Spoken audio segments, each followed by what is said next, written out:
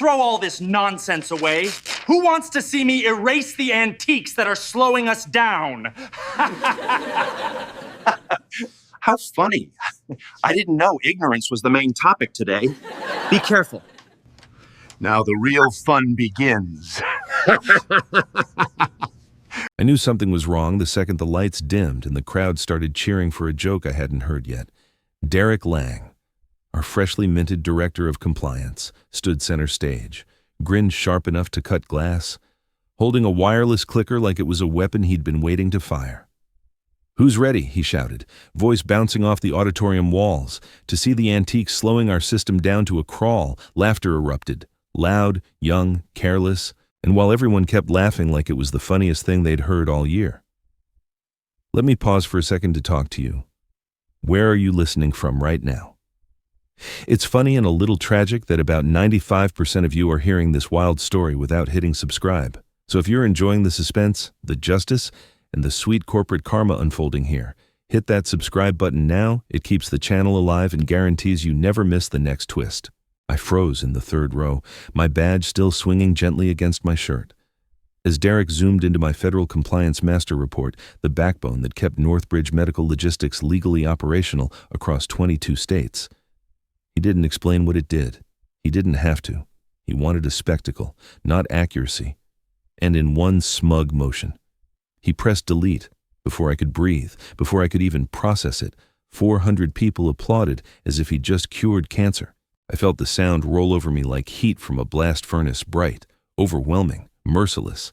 My name wasn't on the file anymore, but every line, every safeguard, every rule in that report was mine, built during sleepless nights, pandemic surges, federal audits so brutal they etched themselves into my spine. And now it was gone, erased for showmanship. I stood there, rooted to the carpet, while humiliation spread through me with a slow, bitter burn. Derek bowed theatrically, soaking in praise he hadn't earned, eyes glinting with the kind of arrogance only someone new and oblivious could carry so proudly. Then my phone buzzed. I almost ignored it, but habit won. I glanced down. A message from an unknown number, short, direct. Our offer still stands. Federal Chief Compliance Director. Ready when you are. The applause around me grew louder, but suddenly none of it was for him anymore. I didn't leave the auditorium right away.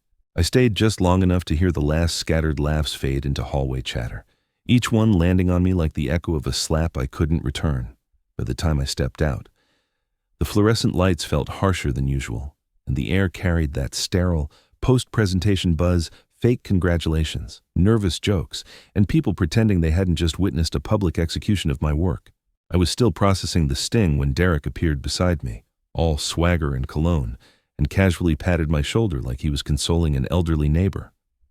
"You did good in your time," he said, wearing the benevolent smile of someone who had never opened a federal statute in his life. "But the company needs someone who understands the modern era." For a moment, I just stared at him.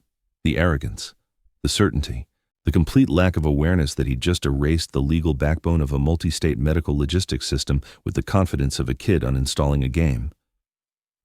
I forced a thin smile. "Right," I said quietly. "A new era, one where people delete things they don't understand."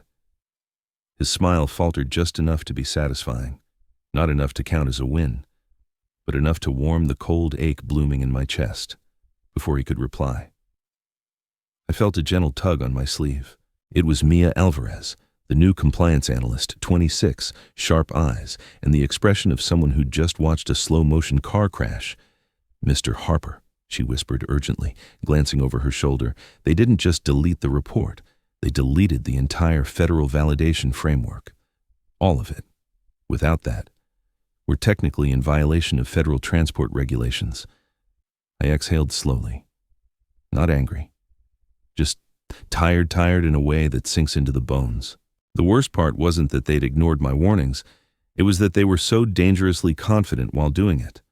"Of course they did," I murmured. "Why stop at deleting a report when you can delete the law with it?" Mia bit her lip. "Should we tell someone, they'll figure it out?" I said, hopefully before the feds do, as if summoned by some twisted cosmic timing. My phone vibrated in my pocket. I expected another pointless Slack notification, or perhaps a pity message from one of the engineers who couldn't make eye contact. Instead, the caller ID displayed the name of a partner hospital, a place that relied on our system to approve controlled substance transports. I answered. "This is Harper." The voice on the other end was tight, controlled, but edged with urgency. "Damien, our request for emergency medication transport just got rejected. The system says we're missing federal compliance documentation. That's impossible." "What's going on over there?" I closed my eyes for a moment and let the irony settle like a cold stone in my stomach. "Oh," I said, my tone drifting into something dry and cutting. "Welcome to the modern era." By the time I got back to my apartment, the adrenaline from the humiliation had burned off, leaving only a dull ache in my chest sharp enough to notice, soft enough to hide. I hung my jacket on the same hook I'd used every night for the past 10 years, the one that had held coats from countless overnight shifts, emergency audits, and pandemic triage calls. The place was quiet, almost too quiet, the kind of silence that makes you hear your own breathing a little louder than normal. I moved to the kitchen on instinct. My hands knew the routine better than my mind did. I reached for the worn bag of dark roast beans, the same brand I had ordered religiously during the months when our system was one failure away from shutting down half the state. Back then, when clinics were overwhelmed and supply chains were stretched to breaking, coffee had been my only anchor, something solid, something predictable, something I could control when everything else felt like it was slipping. As the machine hummed, the faint, earthy smell of coffee filled the room. It brought back memories I didn't want but never managed to outrun. I turned toward the small shelf above my counter and let my eyes rest on the one thing I kept there intentionally, a framed photo of my younger brother, Daniel. He was 29 when he died. Too young, too healthy, too everything for what happened to make sense. A shipment delay, a missing signature, a compliance error buried under a pile of bureaucratic nonsense. The medication he needed arrived 12 hours late. Those 12 hours rewired my life. I joined the medical logistics sector, less out of career ambition and more out of stubborn vengeance, a promise to myself that no one else would lose a brother because someone couldn't follow a protocol. Standing there, watching the coffee drip into the mug, the memory hit me with that familiar sting, not sharp, not fresh, just a quiet, persistent ache that had shaped every decision I made since. I took a slow sip, letting the bitterness settle on my tongue. It grounded me. It always did. Then, almost reluctantly, I opened my laptop. Old habit, reflex. Even after being humiliated in front of 400 people, part of me still felt responsible for a system that no longer belonged to me. The dashboard popped up a sea of green status lights blinking with manufactured confidence. To anyone else, it looked perfect, stable, healthy, but I'd lived inside that system for a decade. I knew its rhythms, its pulse, the way it breathed under pressure, and there it was. A small latency shift, barely measurable, a flicker in the compliance handshake between two regional nodes, something no junior engineer would notice, something no executive would care to understand. But I saw it. A single, quiet warning, the kind that comes before everything starts to fall apart, the kind of signal only someone with scars in the shape of 10 years of battle would ever recognize. I was still holding the warm mug in my hands when the first alert chimed softly across my laptop screen. Not loud, not dramatic, just a quiet notification at 1:12 a.m., the kind that usually signaled nothing more serious than a routine delay. I leaned in, still calm, still steady, and opened the log window out of instinct. Years in this job had conditioned me to respond the way pilots react to turbulence, no panic, just observation. The first anomaly wasn't big. A small validation mismatch, one of the federal compliance codes, failing its handshake with the main server. It happened occasionally during peak hours, but never at night. When the system should have been resting, I clicked further in, and my brows tightened as a second alert appeared. Transport records stuck in queue, suspended mid-processing like someone had pulled the plug at the wrong moment. Still, I didn't panic. Not yet. I took another sip of coffee and let the bitterness settle before checking server 3. That's when the third alert flashed: federal license verification, failed, retry exceeded. That one hit me like a cold drop of rain on the back of the neck. It shouldn't have been possible, not unless someone had removed the underlying compliance framework, exactly what Derek had done. The pieces clicked together with slow, careful precision. I stayed silent in my apartment, the hum of the refrigerator, the only sound breaking the tension. I opened the timestamp window and began logging everything, every failure, every microsecond of delay, every inconsistency in the handshake protocols. It felt like documenting the heartbeat of a patient slipping out of rhythm. A soft ping interrupted me. An email from one of our youngest engineers, the night shift kid who always tried to pretend he wasn't terrified of breaking things. His message was short, shaky. "Mr. Harper, I think the errors are from the deletion earlier today, but I don't know how to bring it up. They'll blame me." I read the message twice. The poor kid was probably staring at his monitor with palms sweating, trying not to imagine losing his job over something he didn't do. I didn't reply right away. Instead, I saved his email into my growing collection of evidence, careful to timestamp it as well. Calm, still calm. But beneath that calm, a thin undercurrent of dread began coiling in my stomach, quiet, steady, unmistakable. Something deeper was going wrong. Then the phone rang.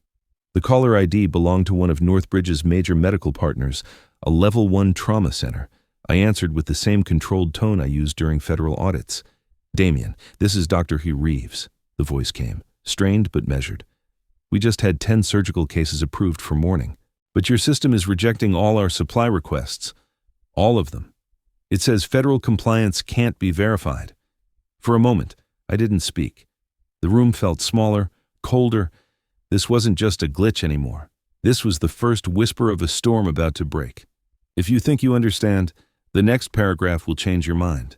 The warning from Dr. Reeves hadn't fully settled in my mind when the dashboard on my laptop blinked again this time, not with a quiet alert, but with a system-wide banner that washed over the screen like a cold wave. At exactly 3:00 a.m., the entire interface shifted from green to a stark, unforgiving gray. A single line of text stretched across the top. "Federal safety freeze activated. Interstate medical transport halted." My breath caught, not in panic, but in that heavy way you inhale before stepping into the aftermath of a disaster you saw coming. The freeze wasn't subtle. It wasn't a glitch. It was the system's version of slamming every door shut at once because it no longer recognized the legal framework that allowed anything to move across state lines. 22 states, hundreds of clinics, thousands of patients all locked out because one man wanted applause. I leaned forward, elbows on my desk, and watched error logs cascade faster than I could read them. The system was spiraling into compliance paralysis, shipment queues jammed, requests auto-denied. A dozen regions trying to revalidate credentials that no longer existed. And underneath it all, a hollow dread gnawed at the edge of my calm.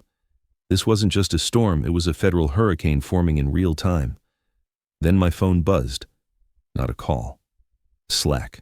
A message from Derek in the main engineering channel, written with the confidence of someone who believed volume could replace competence. Looks like Damien left traps in the old code. Legacy engineers love doing stuff like that. For a moment, I just stared at the screen, letting the absurdity wash over me.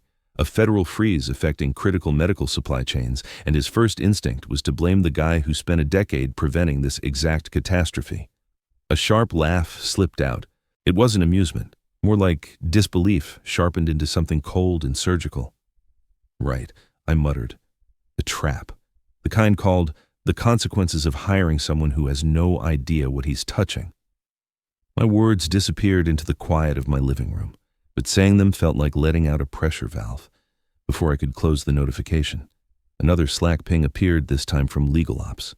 Short, formal, forwarding relevant communication. "Please review. Also, would you be available for a board emergency session at 9:00 a.m. Attached were screenshots of Derek's blame-shifting messages, every line neatly documented, time-stamped, preserved like evidence in a courtroom. They hadn't said it out loud, but the subtext was unmistakable. "We know who caused this, and it wasn't you." I leaned back, exhaling slowly. The worry was still there, the kind that comes from knowing patients were waiting on supplies that couldn't move, but beneath it, a colder clarity formed.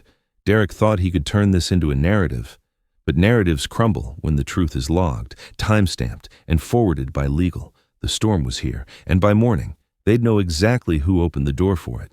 By the time the sun began creeping over the skyline, I had already showered, shaved, and put on the same quiet gray suit I wore during federal audits, the kind of suit that didn't shout but spoke clearly enough. When I logged into the emergency board session, the atmosphere was already thick with fear. Boxes on the screen flickered one by one. Directors, legal leads, regional chiefs' faces pale, jaws clenched. The CEO looked worst of all. His expression caught somewhere between shock and nausea.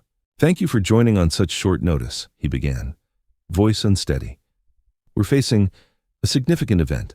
Several hospitals are threatening legal action. The Federal Oversight Office is reviewing what they call compliance irregularities, and our insurers want a preliminary statement within the hour." He swallowed hard, then nodded for me to speak. I didn't clear my throat. I didn't adjust my camera. I simply began steady, soft and unhurried. "I'll keep this brief," I said. "I've compiled the items you requested." I shared my screen. First slide the video clip of Derek on stage, smiling into the spotlight as he deleted my compliance framework. The board went silent. Save for a faint intake of breath somewhere in the gallery, next slide the Slack message he'd written 3 days earlier. "Proceed. I'll take responsibility." His name, his avatar, his timestamp. No commentary needed. Then the logs clean, chronological, undeniable. The framework he destroyed wasn't optional. It was the stabilizing anchor that kept the federal verification chain intact. Removing it was the digital equivalent of removing the brake lines from a semi. "I'm not assigning blame," I said calmly. "I'm simply presenting what happened. No anger, no self-pity, just facts cold. Neat, irrefutable. The kind of truth that doesn't raise its voice because it doesn't need to." The COO leaned forward. "So the collapse wasn't triggered by legacy code, no?" I replied, "It was triggered by the absence of it." Several board members shifted uncomfortably. Someone muted their mic, probably to curse off screen. "The hospitals want answers," the CEO whispered. "Federal regulators want a timeline, and our insurer will want evidence of authorized changes." I finished for him. "You now have it." A beat of silence passed. Then another, not the silence of confusion, the silence of realization. Finally, one of the older board members unmuted and turned on his camera. His face appeared steady, eyes sharp behind thin rims. "Well," he said, leaning back as though settling into the truth, "it seems we need to proceed with full transparency." He paused, then his tone shifted, measured, almost surgical. "And before anyone suggests this is a misunderstanding, I have recordings from 3 different angles of the onstage deletion." A few directors froze, others blinked rapidly, as though recalculating everything they'd assumed up until now. I didn't smile. I didn't gloat. I simply sat there, hands folded, letting the weight of the evidence speak for me. Sometimes power isn't loud. Sometimes it's just the quiet person in the meeting who brought the receipts. If the boardroom had been tense, the engineering bridge was worse, a digital battlefield where panic hid behind muted microphones and frantic typing. When they added me to the call, I heard the telltale stiffness in everyone's voices. No one wanted to admit they were in over their heads, but the silence between breaths said everything. "All right," I began, letting my tone settle into something level. Practiced. "Let's start with the compliance layer." Dozens of cursors flickered across the shared dashboard like nervous birds. I guided them through the reassembly of the federal validation framework piece by piece, dependencies first, signature chains second, cross-state verification nodes last, no theatrics, no one-upping. Just the steady cadence of someone who had rebuilt this system more times than he cared to count. "Mia," I said, "you take the signature tree. Make sure the hash registry matches last quarter's audit." "Yes, sir," she replied, her voice steadier than the senior engineers who were supposed to be supervising her. Next came the transport pipelines. They were jammed with stalled requests, thousands of medical shipments sitting in limbo. I took control of the shared screen, isolating the choke points, redirecting queues into safe buffers, manually releasing non-federal items first to unclog the arteries, restart in 3 phases. I instructed north, central, then coastal. 10-second offsets. No concurrency. Someone unmuted by mistake, whispering. How does he know all this off the top of his head? I ignored it and kept going. Finally came the federal reauthentication, the most delicate part. One wrong move and we'd trip another freeze. "Mia, run the handshake simulator." Running. Now. The room, or rather. The virtual grid of tense faces went silent. Even Derek, who had been slumped in the corner of the call window like a child caught stealing, didn't say a word. His camera remained off, but the tiny movements in his profile picture suggested he was hovering over his microphone, too afraid to unmute. When the simulator returned clean, Mia whispered, almost reverently. Okay, it looks stable. Good, I said softly. Now re-establish the federal session, one connection at a time. She followed every instruction with near surgical precision, and despite everything, the humiliation, the freeze, the chaos, I felt something like pride. Not in the company, not in the system, in her, in the people who were actually trying to fix what they hadn't broken. As I walked them through the last sequence, Mia leaned toward her mic and murmured, "You talk so calm, but the whole room goes silent when you do." I allowed myself a small, restrained breath.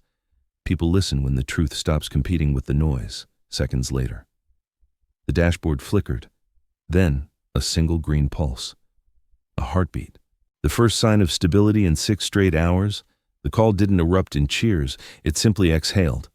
And in that quiet, I felt the balance shift away from panic, away from blame, back into my hands, exactly where it belonged.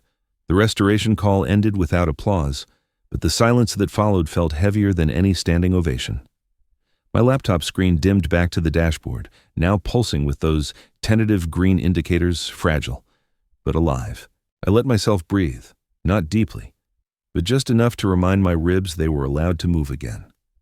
The storm hadn't passed, but the worst of the collapse had been contained. Now came the part no engineer ever put in a runbook, the reckoning.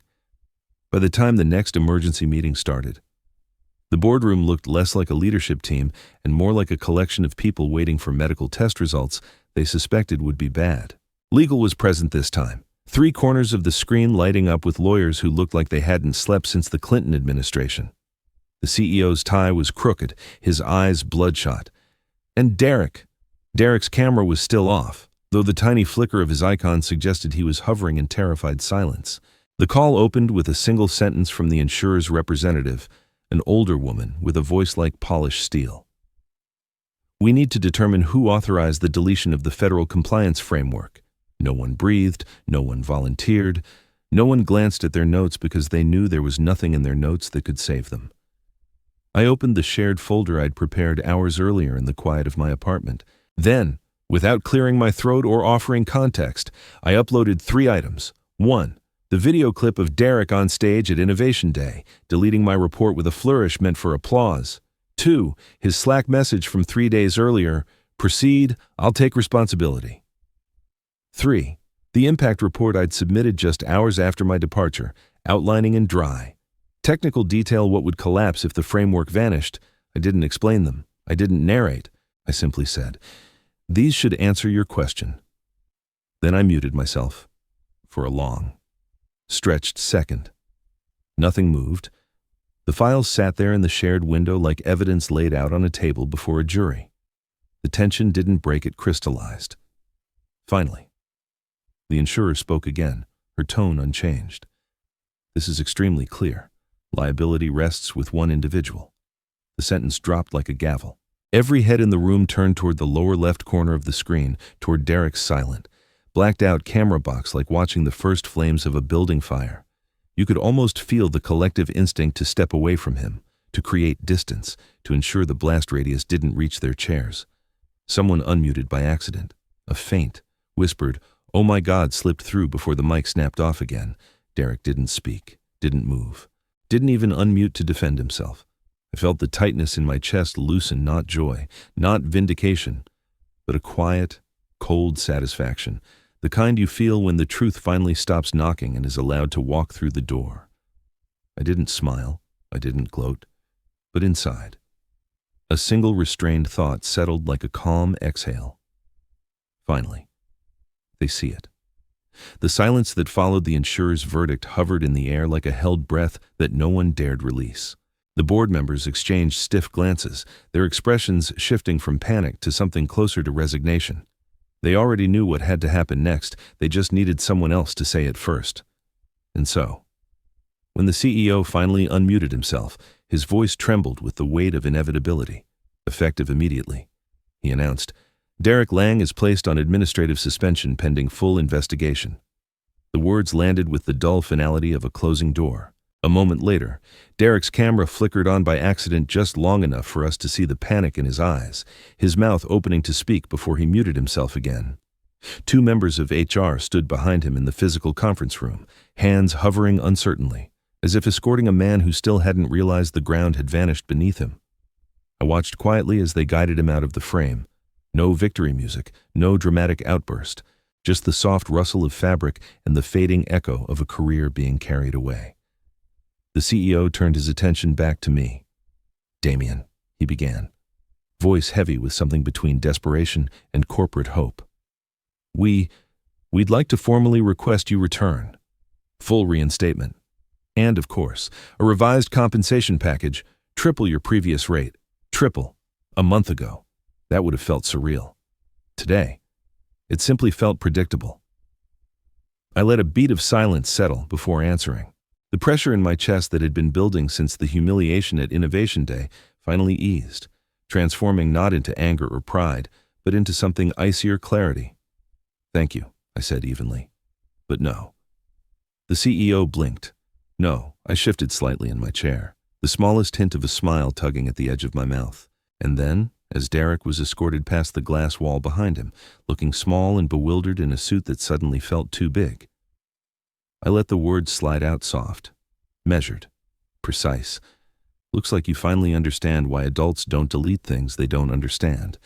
A few board members froze. One let out a sharp, involuntary exhale. No one defended Derek. They couldn't not after the logs, the video, the federal freeze. Truth has a funny way of silencing the wrong voices and amplifying the right ones. The CEO cleared his throat. Flustered. "We understand your decision, but your documentation was invaluable during the recovery. In fact, the board just voted on a new protocol structure." He shared his screen. My breath didn't catch, but something in me settled deeper, firmer. There it was. A newly adopted corporate policy, nearly word for word pulled from the compliance framework Derek had once mocked in front of 400 people. 10 sections, 3 appendices, requirements for rollback plans, legal sign-offs, technical concurrence, all mine. 90% lifted directly from the same document he had erased. I didn't smile, I didn't nod, but inside, a cold, steady satisfaction unfurled, not loud, not triumphant, just final, just earned. Walking out of that final meeting felt nothing like victory and everything like release. For the first time in years, my shoulders didn't carry the weight of a system held together by stubbornness, duct tape, and the hope that people would respect what they didn't fully understand. So when the CEO repeated his offer, triple pay, full authority, a public apology, I simply shook my head and spoke the truth I'd been carrying since the moment Derek hit delete. "I'm not coming back," I said. "I don't put out fires started by the people who banned smoke detectors. There was no outrage, no gasps, just resignation. They knew I meant it, a week later." I started my new position at Meridian Compliance Systems, a place where people read documentation before deleting it, asked questions before making decisions, and treated experience like something earned instead of something outdated. It felt adult, quiet, respectful, almost strange. One evening, just as I was settling into my new office, my phone buzzed. It was Mia. "They restored your entire framework," she wrote, "renamed it Federal Stability Layer. Thought you'd want to know." I smiled, not because my name wasn't on it, but because it didn't matter. "It doesn't need my name," I replied. "It just needs to protect the people it was built for," before I could lock my phone. Another message appeared, this one from an unfamiliar federal address. A formal note expressing gratitude for preventing a large-scale medical logistics disaster. Direct, understated, sincere. I read it twice, then closed it. Meanwhile, Derek's career vanished in less than 24 hours, faster than the keystroke he used to erase my report. In the end, irony always finds the right address.